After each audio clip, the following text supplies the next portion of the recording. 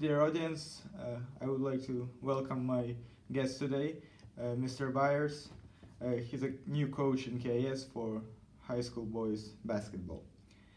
So my first question is, like to start it straight away, is basketball a sport number one for you in your life? In terms of me playing it, or just Like in terms of being interested in it and playing it. it's not necessarily my number one. I think skiing is probably my number one in sport, but in terms of like traditional sports, I would say basketball is my number one. I really enjoy playing it. It's very intense, so it's a great way to work out, and I think it's a really fun game with a lot of moving pieces. And since what age are you playing basketball? I've been playing basketball since I was probably 5 years old. I don't know, whenever I could pick up a ball. We had a hoop on our barn, and my brothers and I used to run around in the dirt and shoot the ball. So we've been playing for quite a while. And you played for middle school, I guess, and high school? Yep, middle school, high school. We had a traveling team that I used to travel around with, and when we were in middle school, and so lots of basketball playing in my life. Have you achieved a lot of good results while playing it during school time? We were always struggling to be the best team. We weren't by any far the best team in the state, but we made it to the state not championship game, but the state tournament twice when I was playing, senior year and junior year. So, we played a lot of really tough teams, and I learned a lot from basketball, actually, about myself. And have you been a coach before? Of basketball? Of basketball. Not like officially a coach. So I kind of coach basketball at like sports camps and things like that. But this is my first time with like an official league and season with basketball. And actually, I wanted to ask you about the process of how is it decided of who is going to coach what in KS. So you have a meeting before the start of the year, yeah? And Mr. Curry arranges you, or how does it happen? So our school basically has a big spreadsheet, and all the activities, all teachers have to do some kind of activity, and so all of that is open at the beginning of the year, and you basically put what you're interested in. Some people are automatically, have been coaching for 10 years, and so of course their name's automatically kind of in there. But you just put your name where you were interested in, and then from there you kind of just discuss with the people. And basketball was, it was up in the air whether we'd have a JV team, but we had enough interest. And then myself and Mr. Holmquist both agreed that we would coach, and so here we are. So mostly decided through compromise, like with people. Yeah, I mean there was no other people that had put down for that. It usually, I know some sports you do have to compromise a little bit with if different people want to coach the same sport, but I think for the most part it works out pretty well. Everybody kind of has their niche that they enjoy to sport or to coach or to teach or whatever activity they like to do. And do you work a lot with Mr. Semenyuk, or do you have like a bit separate paths? So the way our practices work, we do JV and varsity together for about the first 15-20 minutes. We'll do whole full court exercises and just get the guys running, practicing fundamentals, and then typically the second half we split the court, varsity on one side, JV on the other, and we'll practice respectively just our teams. And then sometimes toward the end of practice we'll do like a full court scrimmage where we kind of mix both teams together. But it's a bit challenging. We have 23 guys in one court, so and a lot of bodies. I guess it's kind of useful for both teams, for varsity and for JV, to play against each other. Especially the JV, because they're playing against much more challenging competition than they typically will see, and so it's good for the younger guys to play those older guys. And it's good for them just to the older guys pass on what they've learned and know. How much time did you need to get along with Mr. Semenyuk, or it was just nice and smooth from... Mr. Semenyuk is an easygoing guy who I got easy to get along with. You can get along with him right the second you meet him. And who do you feel has the biggest potential from the JV team to become a solid player of varsity next season? Next season, varsity. That kind of depends. I think we only have 3, maybe 4 seniors that are leaving. Mm-hmm. So we have a pretty solid group of secondary threes that are staying.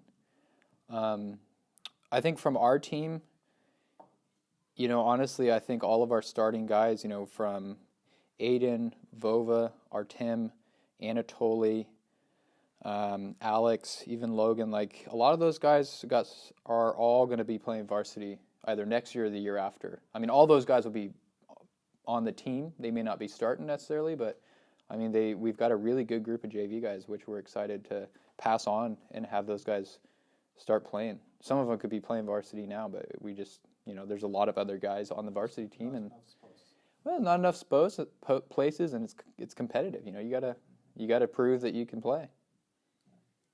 And does it happen often when you, for example, switch players between JV and varsity? So we have a couple players that, like Omar, Vova, Nick sometimes will come down and play with us. Pietro's come down and played with us. Typically, those are the ones that are kind of bouncing between varsity and JV. But come CISA time, we won't do that as much because you end up if you played for both JV and varsity, you could end up playing 4 games in a day, which is just too much. So we kind of try and avoid that. What do you think is the 3 advantages of KIS and 3 things that the school should work on? Advantages in terms of just overall basketball here. We have really good not even in terms of basketball, but in general, because you're new to the school and you kind of has fresh view to the things. So that's why I'm asking you. Amazing facilities here. I'm coming from public schools in Oregon, and each school is a little bit different, but here there's just an amazing kind of different facilities and options for students. Second thing is there's so many different options for students to do here. You just don't get that same level of variety in other schools. And third advantage is it's international perspective, so the interaction with all these different students from all these different countries, different languages, different cultures. You're not going to get that anywhere else other than international school. Some disadvantages, I know sports can be challenging because, we don't have practice every day, so you don't have that same consistency. And it can be really challenging in the secondary because there's so many things going on that students get pulled and pushed in all these different directions. And I think that's a bit of again, it's a positive thing, but it also is an extra responsibility for students that they have to try and kind of manage that.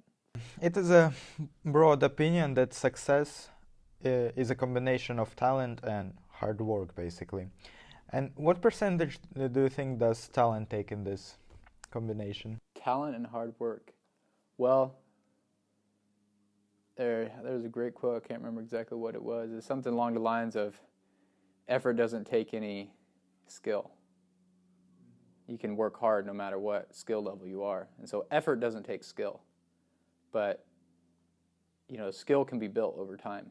And so give me a player any day that is willing to work hard and is willing to try no matter what. And that student will go further than somebody who gives up when things get a little bit difficult. And so, that effort, I think, is a more important thing than talent. Talent can be built, skills can be built, but teaching a student effort that's a tough one. Well, a lot of people think that talent is something like God-given. How do you explain that talent can be built? I think talent is just kind of another synonym for skills. Everybody's skilled at different things for different reasons because of physiology. Like clearly LeBron James has some advantages over, say, me as a basketball player because he's twice my size. But it's also proven that anything you do consecutively over long periods of time, you can improve. You want to learn an instrument, you want to shoot a ball, you want to learn a language. It's about persistence, small incremental steps over long periods of time. And essentially you can achieve anything except flying. Well, that's very correct words, I would say. So, Mr. Byers, here's the camera that you can use right now. And would you like to say something to the team or to other coaches before upcoming CISA, which will happen in a month? To all the coaches, humor first.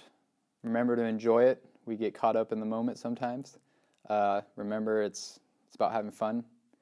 And, just enjoy the moment. Keep the kids positive and, have a good time. What about the players?